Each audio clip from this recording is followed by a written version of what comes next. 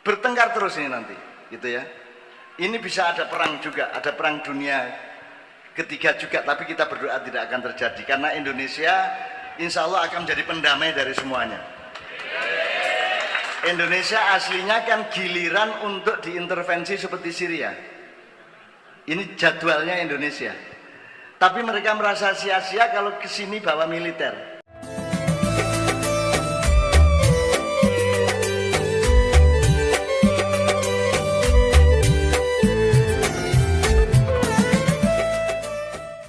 Sekarang Mbak, Ibu ya, punya anak ya, bawa anak ya.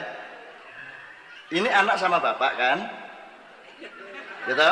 Saya tanya, sampean berhak nggak atas anak-anak sampean? Berhak nyekolahkan di mana, mengajari apa, mendidik apa gitu ya. Sekarang saya tanya pertanyaan sangat teknis. Sampean sama suami bikin anak itu enggak. Sampean berhak atas anak itu, saham sampean berapa kepada anak itu? Loh, Mas, yang berhak adalah yang punya saham, betul nggak Mas? Benar nggak nih? Kalau kamu nggak punya saham, kamu nggak punya hak untuk menentukan apa-apa. Nah, kalau Anda tidak punya saham, jalankan kewajiban, karena kewajiban yang kamu jalankan membuat kamu menjadi berhak, betul nggak? Jadi hak itu hasil dari kewajiban yang dijalani. Maka tidak ada hak asasi manusia tanpa didahului oleh wajib asasi manusia. Gitu kan? Anak harus taat kepada ibu bapaknya karena bapak ibunya sudah merawat dia, membesarkan dia dengan sungguh-sungguh, betul enggak? Kalau bapaknya, ibunya membuang anaknya di jalan, maka anak itu tidak wajib taat kepada bapak ibunya. Sekarang saya tanya kembali, saham sampean dan bapak dalam terciptanya anak itu kira-kira berapa persen? Loh, kalau ini tidak dihitung, Anda salah semua loh besok-besoknya. Bikin ini salah, kalau matematikanya salah, fisikanya pasti salah, biologinya salah, psikologinya salah. Gini, sampean bisa bikin anak enggak, Bu?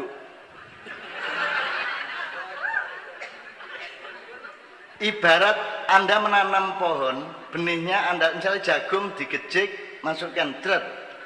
Itu tahu kerjanya dengan banget, cuma ceklek, taruh jagung, betul enggak? Yang bikin tumbuh siapa? Berapa lama jagung itu tumbuh pelan-pelan? 4 bulan. Jadi selama 4 bulan yang kerja siapa? Apa sampai ngodoti? Ya, sekarang ibarat tanam jagung, itu sahamnya Tuhan berapa persen Mas, kira-kira Mas? Sehingga berbuah jagung itu. Berapa persen? Ya jangan 100, Anda kan juga ngejek-ngejek ya. Ya toh Mas ya.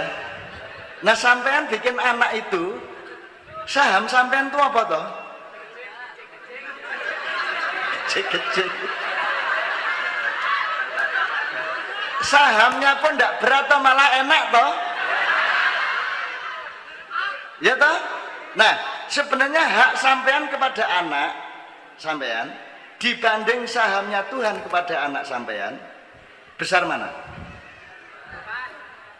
Jadi sesungguhnya anak sampean itu di bawah kekuasaan sampean dan suami ataukah di bawah kekuasaan Tuhan? Nah ini dasar matematika hidup. Kalau ini salah, besoknya kamu salah. Bikin kantor salah, bikin organisasi salah, bikin negara salah. Karena dasar matematika hisab hidupnya sudah salah. Jadi jangan lupa sampean tidak punya saham loh, kecuali enak 5 menit. Jelas ya Mas ya? Sing lanang ku mek ngejek tok ae ya.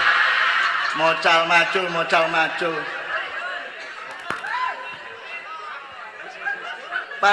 Gitu ya, benar ya.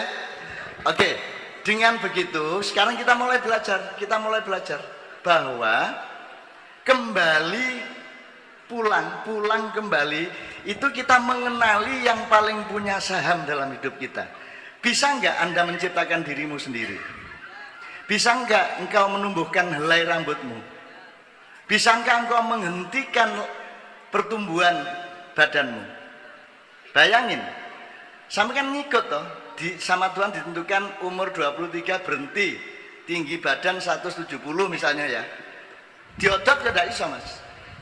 Jadi Anda mau menghalangi pertumbuhan tidak bisa. Siapa yang menentukan pertumbuhan badan Anda? Tuhan. Tuhan. Jadi yang berkuasa betul-betul Tuhan. Ini kita pegang dulu ini, gitu ya. Bayangin kalau Tuhan marah sama Anda, jengkel sama Anda, dibiarkan tumbuh, tidak di stop. Coba, sikilmu sak wit klopo, ya toh? Dah. Iya kalau kaki, kalau barangmu,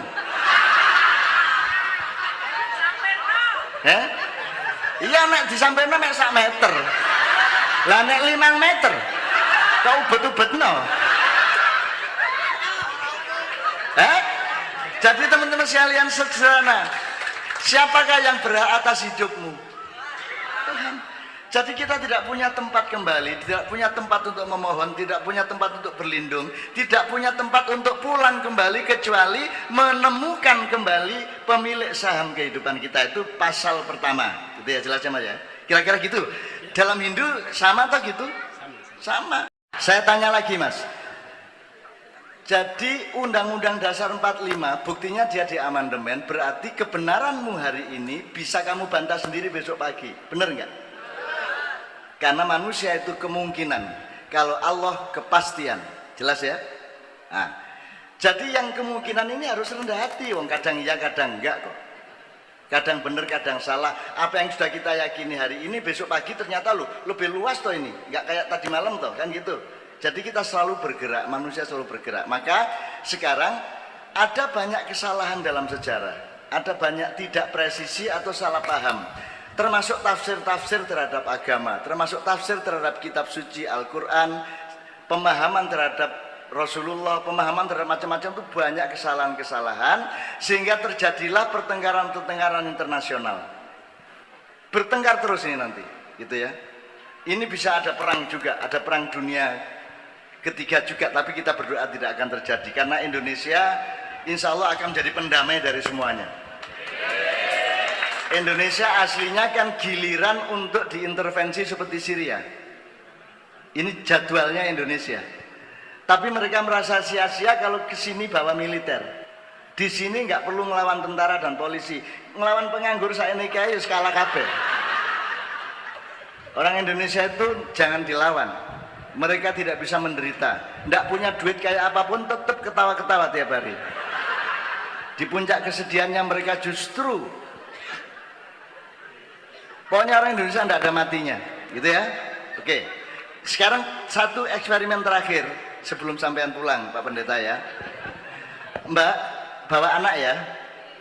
Ini saya gini, kenapa kok banyak kesalahan dalam sejarah, banyak tidak presisi di dalam menafsirkan sesuatu, termasuk di Amerika, di Eropa, di Kanada, di Selandia Baru, di Australia, di mana-mana terjadi ketidaktepatan memandang masalah, termasuk memandang agama, termasuk memandang Tuhan, memandang Nabi, memandang ideologi, memandang setiap idiom yang dipakai di dalam konstelasi di dunia, itu banyak tidak presisi, meleset-meleset.